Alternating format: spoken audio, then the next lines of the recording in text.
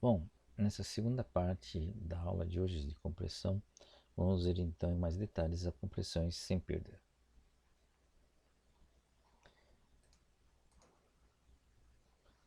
Nós temos basicamente três tipos de dicionário, e aqui um exemplo de dicionário dinâmico, que é a compressão de ZW, a gente vai ver mais detalhes. A característica principal da compressão sem perda é permitir a reconstrução exata da mensagem, ou seja, ele é uma compressão reversível, sem perdas dos dados originais. Bom, dicionário exemplo, do primeiro conjunto, né, no primeiro exemplo, vamos ver o dicionário estático, que é mais ou menos apropriado para mensagem em texto. A ideia é trabalhar com uma tabela fixa de conversão, como uma tabela ASCII, por exemplo. Mesmo na tabela ASCII, você tem alguns códigos não utilizados que você pode atribuir a esses caracteres não usados em umas sequências que ocorrem com maior frequência. Por exemplo, né, eu posso atribuir para abreviações. Um outro exemplo, eu posso atribuir o caractere del em ASCII, né, que é o código 127, tá? Não é utilizado num texto, dentro de um texto, e eu posso atribuir esse código, que é, né, de um byte, para esse conjunto e para caracteres, o Z em inglês, que tem uma ocorrência muito grande. Tá? Então, em vez de codificar 3 caracteres, 3 bytes, eu consigo codificar um único byte. Tá? Então, esse é um exemplo de usar uma tabela fixa, né, um dicionário estático, mas reatribuindo alguns caracteres não utilizados para conjunto de caracteres com maior ocorrência, o Z ou as abreviações, por exemplo. Tá? Bom, isso, esses códigos, essas alterações de significado implica que eu preciso montar um dicionário. Né? Então, o uso de abreviações para comprimir mensagem implica necessidade de dicionário, claro, e ou transmitir ou armazenar, né, o dicionário junto com a própria mensagem. Tá? Deve ser cuidadosamente construído e não pode ser alterado com frequência. Bom, óbvio, né? Bom para conjunto de mensagens similares. Tá? Então, eu mantenho um único dicionário e eu consigo reutilizar esse dicionário em várias mensagens. Não adequado para mensagens diversas pelo motivo óbvio, né? Que se eu estou alterando as minhas abreviações ou as minhas sequências, por exemplo, eu estou variando as minhas mensagens, eu sou obrigado a alterar o meu dicionário estático e reenviar esse dicionário, perturbando a eficiência, né, do processo de compressão.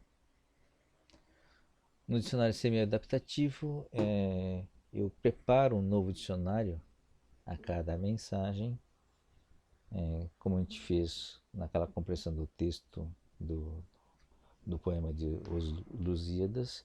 Eu analisei o texto antes, preparei um novo dicionário e depois esse dicionário eu sou obrigado a mandar toda vez que eu mando aquele texto comprimido. Tá? Então, é uma sequência, né? Uma tabela, que então cada símbolo tem uma entrada no dicionário. Tá? Então, toda vez que você transmite a mensagem ou armazena aquela mensagem, eu sou obrigado a mandar um dicionário ou então armazenar o dicionário junto. Tá? Então, exige também então, que a mensagem seja analisada antes para criar as entradas para o dicionário.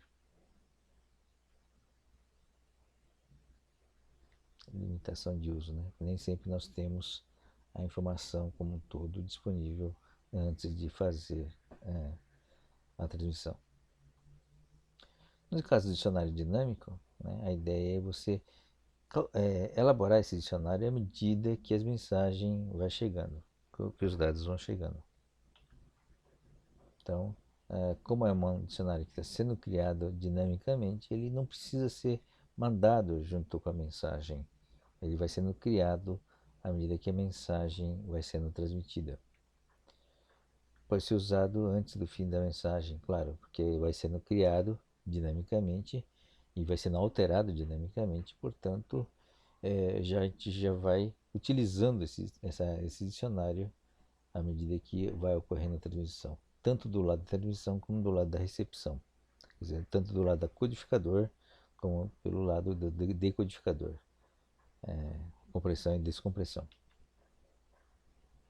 O exemplo que a gente vai ver desse dicionário dinâmico, tem vários exemplos, né, no caso, mas um dos mais famosos é a compressão LZW, criada por esses dois autores, o Ziv e o Lempel, né, tá? E que mais tarde, isso aqui é da década de 70, tá? E mais tarde, o Welsh fez algumas modificações e acabou virando LZW, tá? Bom, aplicado a arquivo de textos e imagens, né?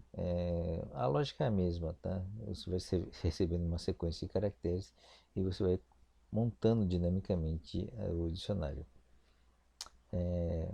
A compressão não é muito grande, né? Reduz tipicamente a metade do tamanho, tá? Para imagens, nem toda imagem, tá? Principalmente para imagens com grandes áreas com a mesma cor, tá? Você pode usar o run length nesse modelo aqui, mas ao usar o LZW, você também tem grandes reduções pelas próprias características do compressor, tá? Então pode reduzir menos da metade. Um exemplo é o formato GIF, né, que é de desenho gráfico, que utiliza a compressão LZW. Uma característica fundamental, né, em todos os compressores sem perdas é que ele é reversível, né, não perde informação, tá? E o decodificador reconstrói a imagem original sem perdas.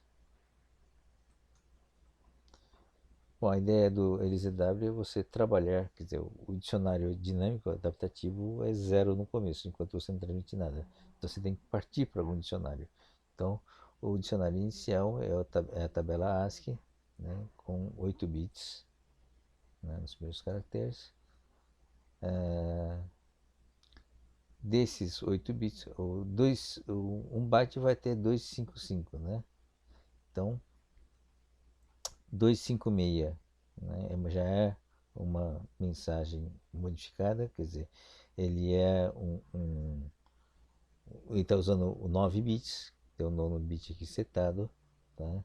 Para indicar que já é elemento do dicionário, tá? Então, os dois primeiros elementos, o 256 e o 257, são reservados para indicar começo da transmissão, limpar o dicionário, quer dizer, o dicionário dinâmico, e o 257 para indicar fim de transmissão ou parada, tá?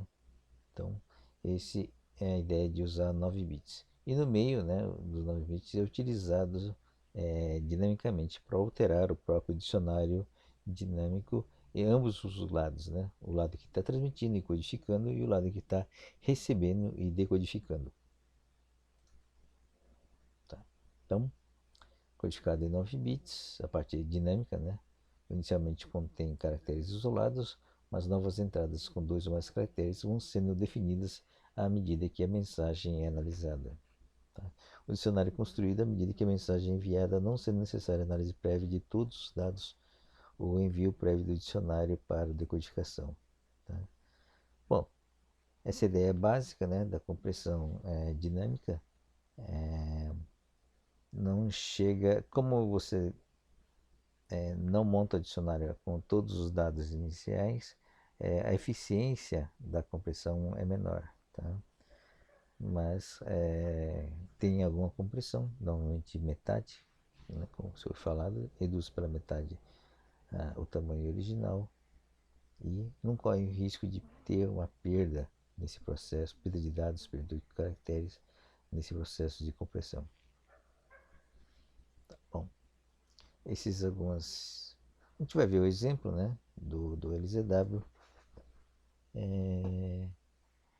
Talvez não muito detalhe pelo nosso formato de apresentação. Aqui tem uma variável chamada nova entrada, são as entradas de caracteres que são atribuídas a essa variável. Esse é o código de início, como nós vimos antes, né? 256 e 257. Tá? É um processo dinâmico onde você vai adicionando os caracteres à variável nova entrada, um de cada vez, à medida que a mensagem vai chegando e a mensagem vai sendo comprimida. Tá? Assim que a nova entrada se torna diferente de qualquer outra cadeia já no dicionário, coloca no dicionário e manda o código da cadeia sem o último caractere. Bom, é mais fácil olhar o exemplo, né, para tentar entender essa frase. Tá? A ideia cada novas entradas, você vai checar, na verdade, no dicionário primeiro. Se não estiver no dicionário, coloca na nova entrada. Tá? Então, essa é a lógica. Tá? Então, a decodificação é um processo inverso, né? Você está lendo do lado da recepção, você recebe o código de início, limpa o dicionário e deixa vazio a variável nova entrada. Para o código seguinte recebido, produz como saída o caractere representado pelo código e coloca em nova entrada. Quer dizer, não há uma compressão nenhuma, você simplesmente está colocando um caractere novo aí. Tá? Para códigos subsequentes recebidos, se conhece o código, ou seja, está no dicionário já, adiciona o primeiro caractere da cadeia representado pelo código à nova entrada. Tá? E insere o resultado do dicionário e produz como saída a cadeia do código recebido. Tá? Então a ideia aqui é se você conhece o código, você já prepara esse código na nova entrada para ver se o código seguinte continua correspondendo a entradas conhecidas. Tá? Bom, acho que talvez seja mais fácil a gente ver o exemplo. Né? Se não conhece, coloca na nova entrada e continua o processo de inserção no dicionário. Bom, até receber, claro, o código de parada. Né? Vamos ver um exemplo. Temos dois exemplos, né, com a mensagem desse tipo aqui, compostos por caractere I, P, T, Y, espaço B, I, T, T, Y e assim por diante. Quer dizer, esse exemplo a gente escolheu os caracteres mais ou menos aleatórios para ver o que acontecia, né, na montagem do processo de codificação e decodificação. Um outro exemplo é a mensagem quer dizer, um conjunto de, uma sequência de 6 caracteres A. Como é que isso funciona na codificação LZW. Mas vamos voltar aqui, tá? Esse exemplo aqui a gente não vai desenvolver em aula, porque é muito extenso e vai tomar muito tempo, tá? Mas a gente vai deixar como exercício para ser entendido. A gente vai preparar o material direitinho para vocês. Agora, esse exemplo mais simples, tá? Com 6 caracteres, vamos tentar acompanhar aqui nessa sequência para pelo menos ter uma ideia dessa compressão, tá? A ideia dessa aula aqui é mostrar essa característica de adaptação, tá? Não é fazer com que vocês entendam em profundidade esse algoritmo. Tá? Só para ter uma ideia de que é possível ter realmente um processo de compressão através de uma lógica adaptativa, tá? Onde talvez você não consiga ter a mesma compressão, o mesmo grau de compressão, a mesma eficiência, né, de um processo offline, mas que é possível fazer um processo online e que ele gera ganhos razoáveis de eficiência sem comprometer com perda de dados, né, na verdade, ao comprometer os dados originais. Tá?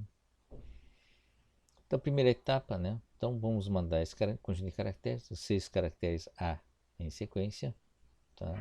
O código desse caractere A é 97 em decimal, tá? Mas é um código ASCII, ASCII. Tá? Então, a primeira coisa que você faz é mandar, né, o que é transmitido. O codificador manda para o decodificador, o receptor, tá? O código 256, indicando, é um código de 9 bits, né? Indicando o início da mensagem. Tá? claro, antes de início, ele tem que saber que está começando. Então, nova entrada, a variável nova entrada do lado de cá, do lado da codificação é zero. Tá? Do lado de cá, na decodificação, ele recebe o 256, ele sabe que é o início, portanto, ele zera, né, o seu dicionário. Tá? E faz a nova entrada, a variável nova entrada é zero também. Tá? Tá. E aí, como ele mandou o A, ele vai colocar o A como nova entrada. Bom, como a variável A já estava lá, né, no segundo byte, na tradução do segundo byte, tá, ele vai colocar esse byte A que está aqui na nova entrada. Tá? Nesse tempo aqui, quer dizer, o tempo de transição, enquanto você está recebendo e processando o segundo caractere, o que está sendo feito é transmitir o primeiro caractere, o caractere anterior que estava aqui. Então foi mandado esse código, né, do segundo caractere, do primeiro caractere, que é 97A. Tá? E aqui, né, do lado do receptor, recebeu esse A que está aqui, produz como saída o A direto, né? Ele sabe que é um código, é um caractere não codificado, porque ele está abaixo, né, está usando somente 8 bits, está abaixo, portanto, do 256. Então, ele pega como saída o A e atribui esse A à nova entrada. Tá? Então, o segundo byte recebe, entra aqui, né, para ser processado, e a nova entrada, né, é carregado com esse caractere, com o segundo caractere, formando o AA. Logo em seguida, né, o dicionário contém um AA, né, tá? Ele manda o, o valor 258 em seguida, tá? Deixa eu voltar aqui. Então, esse é veja o que aconteceu na sequência. Foi mandado o primeiro caractere. Na segunda vez que veio o mesmo caractere, esse caractere foi montado juntamente com o anterior para formar uma entrada no dicionário, né? Então fez o código AA, a sequência AA, virou um código, né, na entrada do dicionário. Depois do 256 e 257, que são reservados, né, início e fim, o próximo código livre é o 258. Tá? Então, ao 258 foi atribuído esses dois caracteres AA. Tá? Então, ele vai pegar, como ele recebeu o segundo caractere, o terceiro caractere A, ele vai mandar esse código, né, que já está no dicionário, como para a comunicação. Manda então um código, tá, sem o caractere, em vez de mandar o A e o A duas vezes, ele manda esse código aqui, que significa esses dois A. É a partir do dicionário que ele montou. Do lado de cá, ao receber esse 258, tá, que é de 9 bits, ele vai interpretar, né, isso como sendo AA, porque já estava no dicionário anterior, né, vamos ver dicionário. Não tinha nada no dicionário, mas ele colocou na nova entrada. Ao receber o 258, né, ele sabe que é um novo A, que são novos elementos que foram replicados. Por quê? Se fosse uma letra qualquer que não fosse A, um B, por exemplo, ele receberia um B nesse formato aqui, ASCII normal. Tá? Então, como não foi nenhum caractere ASCII normal e o dicionário estava vazio, ele foi obrigado a assumir que o caractere aqui, né, que compõe a entrada do dicionário é o AA.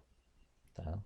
Então, passa a estar com esse valor e a nova entrada continua mantendo, né, com o valor AA. Tá? Então, e esse aqui é o valor de saída, tá? Uma vez que ele recebeu o 258. Então, repare então que, apesar de ter um pouco de atraso, o caractere AA foi atribuído um código, né, de 258 e ambos os lados, tanto codificação e decodificação, tem a mesma tabela. Tá? Bom, quando veio o quarto A, tá? E você já tinha a no dicionário, tá? O, a nova entrada vai receber esses caracteres a mais, né? Então vai formar um código com 3 As, não está no dicionário, portanto, ele vai inserir no dicionário esse novo conjunto de 3 As como sendo uma nova entrada. Tá? E aí ele vai criar o código chamado 259, tá? Correspondente a 3 As, que vai ser jogado no dicionário. Tá? Bom,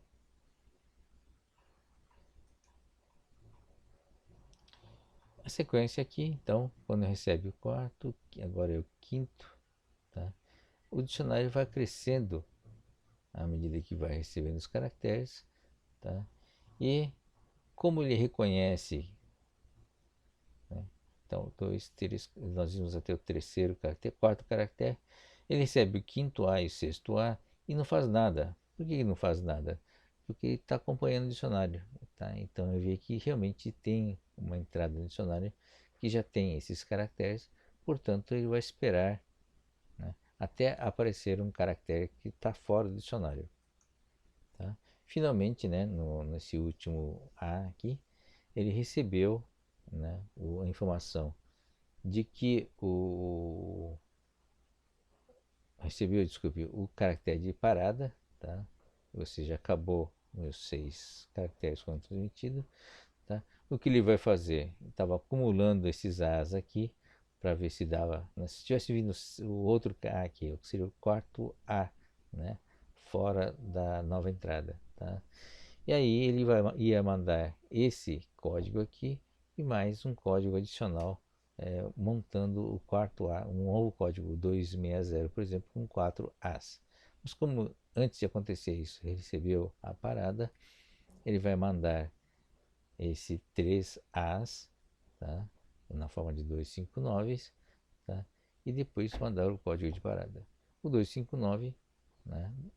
Na entrada do dicionário aqui de recepção, ele sabe que como não recebeu nada nesses dois tempos e recebeu um 259 que ele não tinha no dicionário, mas ele sabia que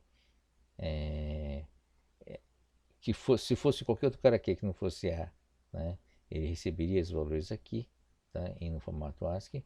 Ele simplesmente acumulou, foi, entendeu que esse 259 refere-se a uma sequência de 3 As. Tá? Então não conhece o código 259, repete o primeiro caractere, né, anterior, formando essa palavra de 3 caracteres A, atribuído com o código 259. Põe na saída os 3 As e, como ele recebeu a parada, ele para por aqui. Tá? Então, o que acontece, na verdade, como resumo, você tem um algoritmo onde você vai recebendo as entradas e vai gerando entradas no dicionário, as combinações diferentes resultam em entradas diferentes aqui no dicionário, tá? E tem um esquema de tal forma, né, que você vai permitir que ambos os lados compartilhem o mesmo dicionário, apesar de que sempre um pouco atrasado em relação ao dicionário do receptor. Apesar de ser igual, ele vai ser sempre um pouco, algumas sequências atrasadas em relação à recepção, ao dicionário da entrada, aqui, do receptor, do transmissor, desculpe. Tá?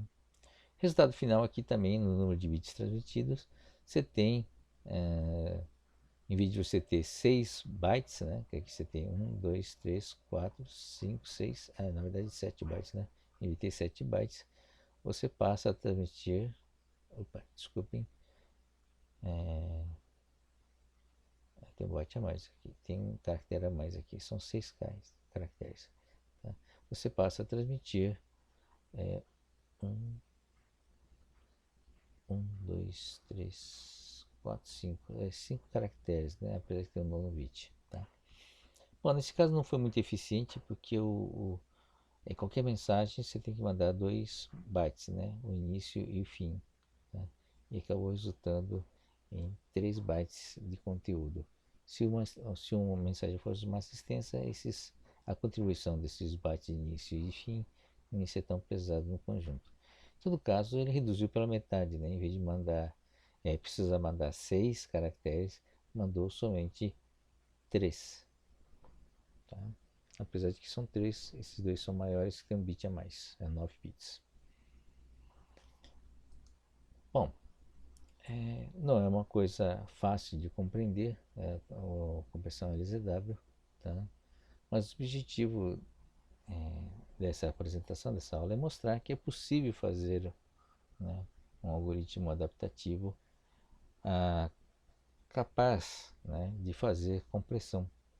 Tá? Reduz a quantidade final de forma confiável e segura, mantendo, né, tendo a redução da quantidade original para metade. Tá? Mantendo os dois lados, né, o transmissor e receptor, sincronizados, com pouco atraso, claro, sincronizados em relação aos dicionários dinâmicos de cada lado.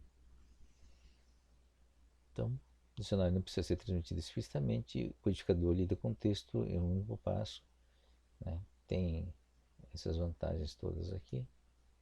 Tá? Aqui é o exemplo da conta que foi feita. Manda 18 caracteres de 8. Esse é o primeiro exemplo, né? Tá? Esse aqui é o exemplo 2, que é o cara dos 6 caracteres AS. Tá? Em 5 transmissões de 9 bits. Tá? Uma redução menor, mas simplesmente porque é feito dessa baixa redução de apenas 6%, é o peso, né, dos caracteres de controle, né, e os start e stop, que acabam contribuindo bastante no peso final, porque a mensagem é curta.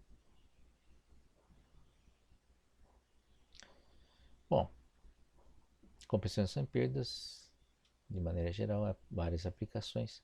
Formato zip, principalmente um dos mais populares, né? Não só para Unix, como a maioria dos sistemas operacionais comuns, são compressores sem perdas. Ele não entra no mérito do tipo de dado que está sendo comprimido, e usa um algoritmo genérico para comprimir qualquer tipo de dado.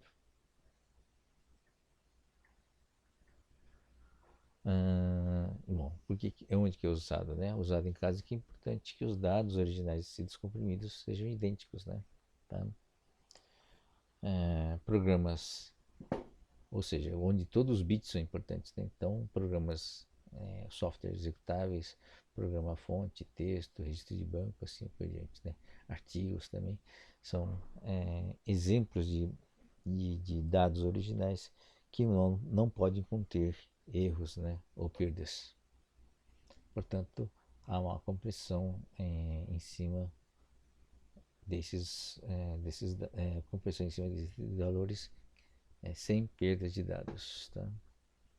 Bom, também não há algoritmo sem perda eficiente para todos os tipos de dados possíveis. Tá?